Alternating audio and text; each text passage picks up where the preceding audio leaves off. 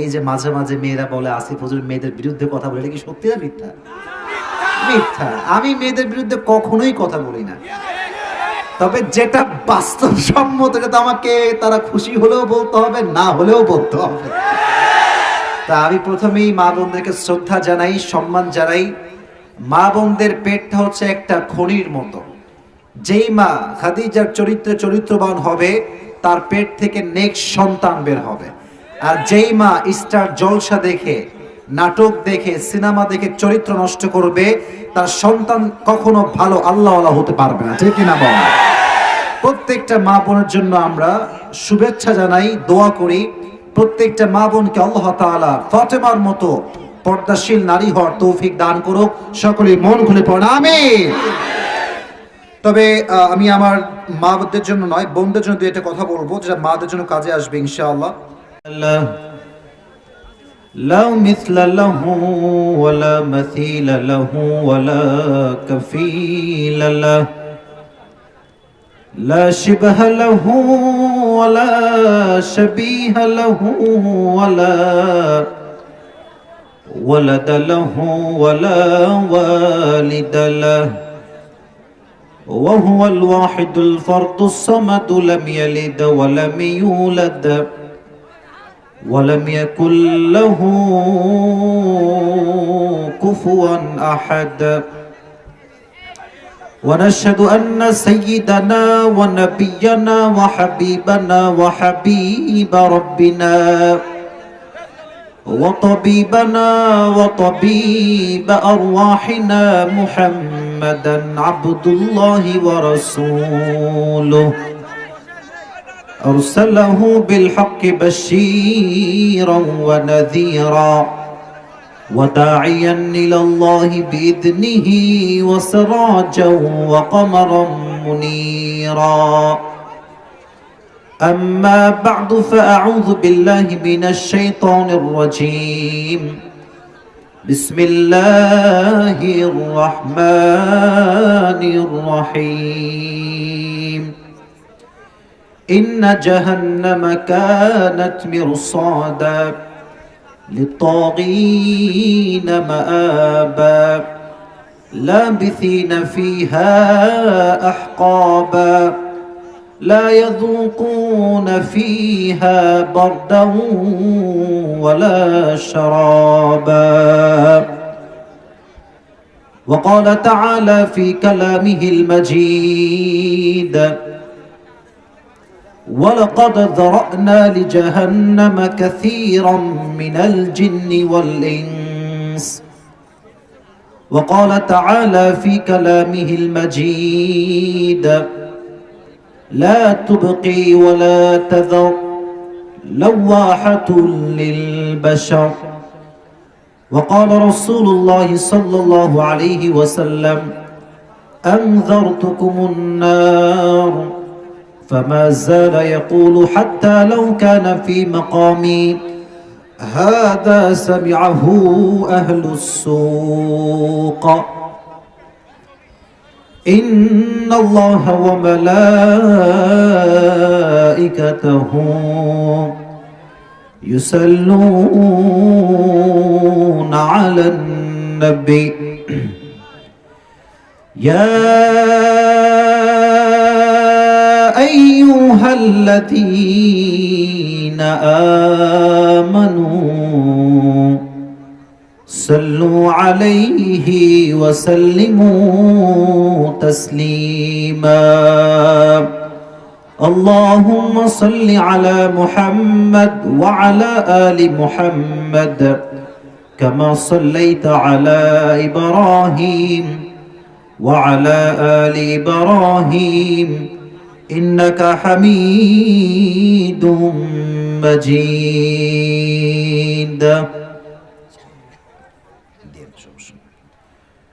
রাজবাড়ির পাংশার ভাইরা কেমন আছেন আপনারা সবাই? আলহামদুলিল্লাহ। কালুখালী উপজেলা। আর পাংশা থেকে এটা মোটামুটি কয় কিলো হবে? পাশাপাশি আর কি, মোড় থেকে আমরা আসলাম। আর নলকান্দ্রা এটা কিসের নাম এলাকা? গ্রামের নাম। তো নলকান্দ্রার ভাইরা কেমন আছেন আপনারা সবাই? মাশাআল্লাহ, আলহামদুলিল্লাহ, আল্লাহর রহমতে আমরা সবাই ভালো আছি, আল্লাহর শুকরিয়া। আজকে এই প্রোগ্রামে যে আমরা বসতে পেরেছি, বসার জন্য সবাই খুশি না বেজার? আমি কিন্তু এদিকে কখনো আসি না, এই রাজবাড়ির এই পাংশা বলেন বা এইদিকে আপনাদের নলকান্দা, কোন জায়গাতে আসছি? কোথায়? এখান থেকে কতটুকু দূরে হবে? আচ্ছা, তাহলে তো আমি ভেবেছি যে কুষ্টিয়াতে আসলাম, সেটা ভাবছি। দেখি কুষ্টিয়ার ভিতরে পড়ে না ফরিদপুরে? রাজবাড়ি কি আপনাদের কোন জেলা? ও আচ্ছা আচ্ছা, রাতের আধারে আসি, কই যে যাই কিছুই বুঝি না মাঝে মাঝে। তো মাশাআল্লাহ, তো ওখানে কয়জন গিয়েছেন দেখি, একটু হাত তুলেন দেখি। অনেকেই গেছেন, মাশাআল্লাহ, মারহাবা বলেন সবাই আপনারা।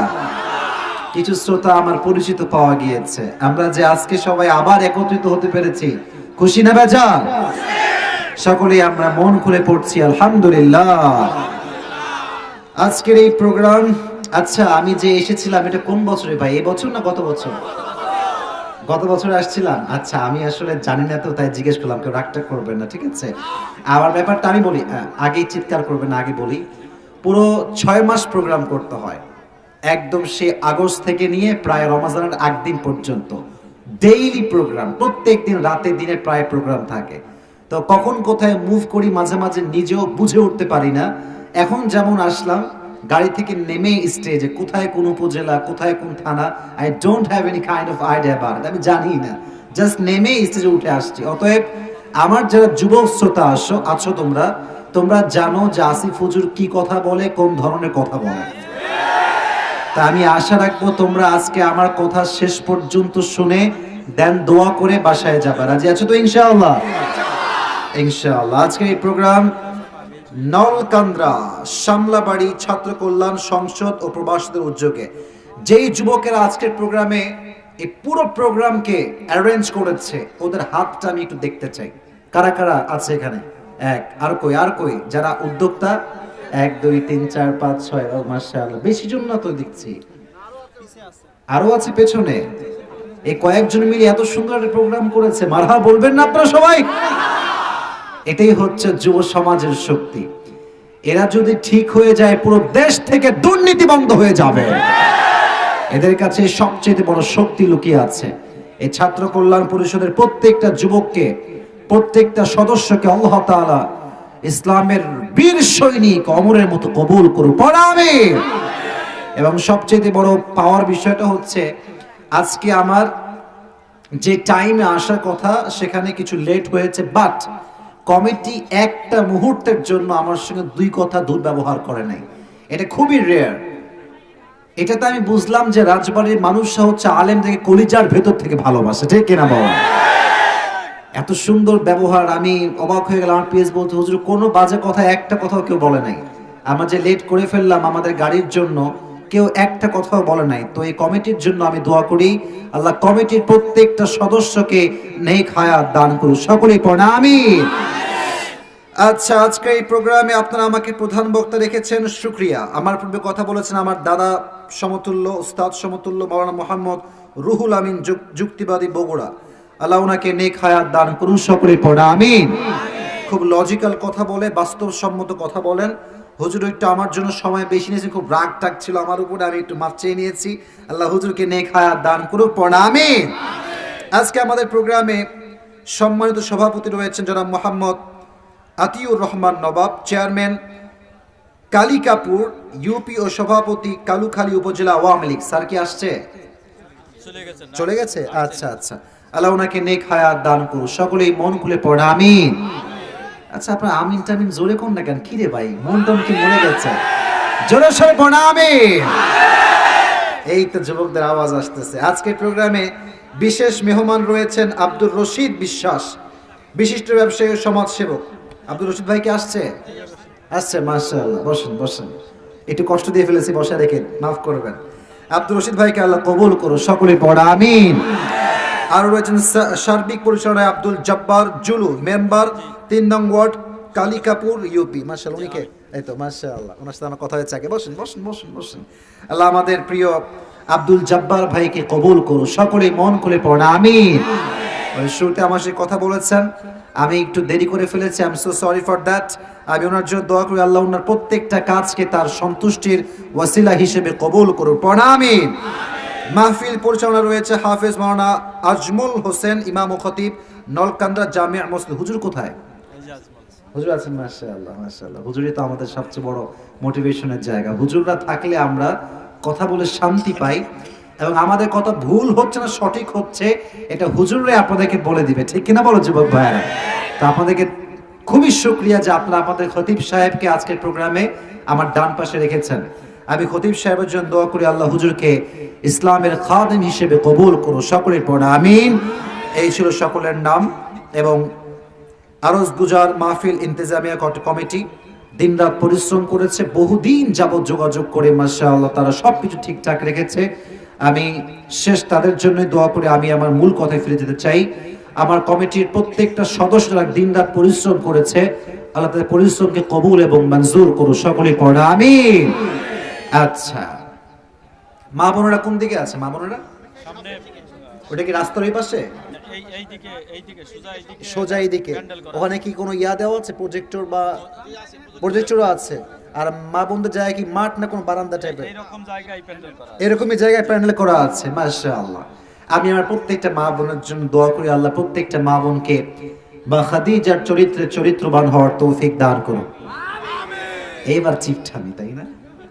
মানে মেয়েদের বেলা আসলে আর কেউ কথাই কইতে চায় না, যা আমাদের বেলা আমিন আমরা আছি। জোরে সোরে পড়ুন আমিন। আচ্ছা যুবক ভাইরা, তোমরা একটু বলো তো, এই যে মাঝে মাঝে মেয়েরা বলে আসিফ হুজুর মেয়েদের বিরুদ্ধে কথা বলে, এটা কি সত্যি না মিথ্যা? মিথ্যা। আমি মেয়েদের বিরুদ্ধে কখনোই কথা বলি না, তবে যেটা বাস্তবসম্মত সেটা আমাকে তারা খুশি হলেও বলতে হবে, না হলেও বলতে হবে। তা আমি প্রথমেই মা বোনদেরকে শ্রদ্ধা জানাই, সম্মান জানাই।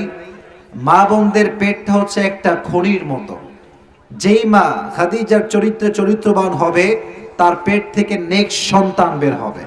আর যেই মা স্টার জলসা দেখে, নাটক দেখে, সিনেমা দেখে চরিত্র নষ্ট করবে, তার সন্তান কখনো ভালো আল্লাহওয়ালা হতে পারবে না, ঠিক কিনা বল? প্রত্যেকটা মা বোনের জন্য আমরা শুভেচ্ছা জানাই, দোয়া করি প্রত্যেকটা মা বোনকে আল্লাহ তাআলা ফাতেমার মতো পর্দাশীল নারী হওয়ার তৌফিক দান করুক। সকলে মন খুলে পড়ুন আমিন। তবে আমি আমার মাদের জন্য নয়, বোনদের জন্য একটা কথা বলবো, যেটা মাদের জন্য কাজে আসবে ইনশাআল্লাহ। আচ্ছা যুবক ভাইরা, বলো তো আমাদের বাংলাদেশে, রাগটা করবেন নাকি আমার কথায় আপনারা? একমত আগে শুনে নেই, রাগ করবেন নাকি আপনারা? এখানে প্রবাসের ভাইয়েরা অনেক কন্ট্রিবিউশন করেছেন, অনেক কন্ট্রিবিউট করেছেন, তারা আমাদেরকে হয়তো বিদেশ থেকে লাইভে শুনতে পারে। আমি প্রবাসের প্রত্যেকটা ভাইয়ের জন্য দোয়া করি আল্লাহ প্রবাসের প্রত্যেকটা ভাইকে নেক হায়াত দান করুন। আমিন। আমি বলছিলাম আমাদের এই দেশে যুবকের কি কোনো কমতি আছে, অভাব আছে? এই বামের লোকরা কথা কয় না, আছে? আচ্ছা, এত যুবক বাংলাদেশে, এত যুবক বাদ দিয়ে কিছু মেয়ে টাকলাকে কেন বিয়ে করে? কেন কেন করে এটা? আজীব কথাবার্তা।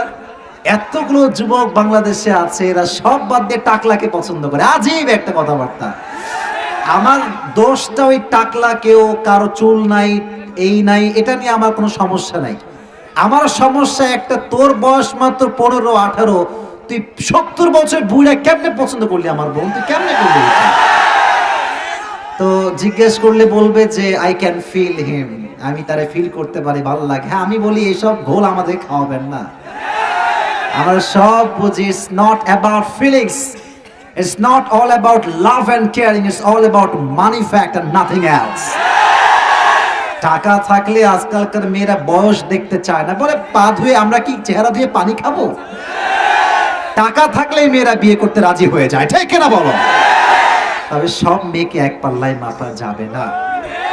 আজও আমাদের দেশে 80%-এরও মেয়েরা মাশাআল্লাহ একটা গুড পার্সোনালিটি বিলং করে।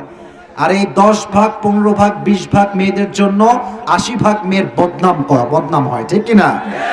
আল্লাহ প্রত্যেকটা মেয়েকে দিনদার চরিত্রবান যুবককে বিয়ে করার তৌফিক দান করুন। সকলে পড়া আমিন। The Prophet says in hadith, "Fadhfar bidhati ad-din taribat yadak."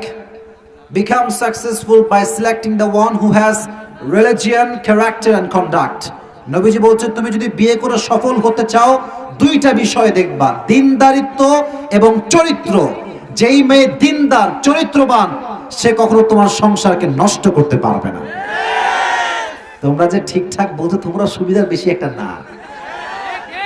তোমরা আজকাল বেশিরভাগ দেখি আটা সুন্দরীকে বিয়ে করার জন্য তোমরা বেশি লাফালাফি করো। হ্যাঁ, বিয়ের আগে খুবই সাবধান যুবক ভাইয়ারা। মেয়েরা যখন বিয়ের সময় আসে, ইয়ার যখন দেখতে যাবা মনে হবে ইয়ে তো अभी के अभी जन्नत से भाग के आई है। কি সুন্দর কথা, কি ব্যবহার। বলবেন যে আচ্ছা আপনার কি কখনো প্রেম টেম ছিল? বলবে যে আমার জীবনে কেউ দেখেই নাই, আমি প্রথম আপনাকেই দেখালাম। হ্যাঁ, মনে হবে যে মাশাআল্লাহ এর চাইতে তো ভালো মেয়ে আর কেউ হইতে পারে না।